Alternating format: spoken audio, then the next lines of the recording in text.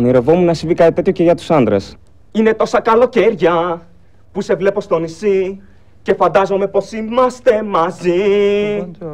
Πάλι φέτος περιμένω, όπως πάντα να σε δω, όνειρό μου καλοκαιρινό.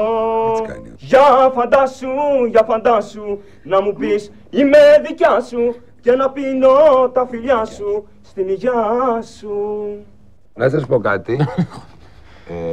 Να σας ρωτήσω κάτι. Παρακαλώ. Άλλο έχετε, τίποτα. Έτσι να σας... Μ' αρέσουν πάρα πολύ. Μ' αρέσει η έκρηξη, ο χορός, τα εκρηκτικά. Τα εκρηκτικά εννοείται βόμβες. Τώρα χόρεψα λίγο, δεν ήταν. Αυτό ήταν πολύ λίγο. Με περίεργες εποχές με τα εκρηκτικά. Ναι. Αυτό είναι λίγο που χόρεψα, δεν είναι αυτό που μπορώ. Θα μας τραγουδήσετε κάτι και να μας χορέψετε πολύ. Give me your love and fall away from you since I'm dying.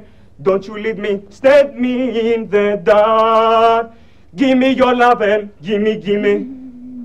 Στα γρήγορα. Από το Σουάν καλύτερα το είπατε, μην νομίζετε. Ωραία. Είστε πολύ ωραία φάτσα, έτσι και με στυλ και θετική ενέργεια. Ευχαριστώ. Αλλά από φωνή έχουμε πρόβλημα. Από φωνή. Εσύ τι λες, Έλενα? Άφωνη. Μας αφήσατε άφωνους. Αλλά φωνητικά εμείς δεν μπορούμε να σας πάρουμε αυτή τη στιγμή, δεν είστε έτοιμος. Σας ευχαριστούμε πάρα πολύ που ήρθατε. Να είστε καλά. Όχι, δεν πέρασα.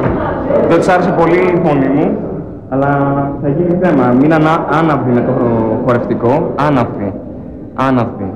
Έχουμε μείνει άφωνοι, λένε. Θα γίνει θέμα λίγο ο κύριος Ψινάκης. Αν θυμηθείτε, θα σας κάνουν προτάσεις και τέτοια. Αυτό.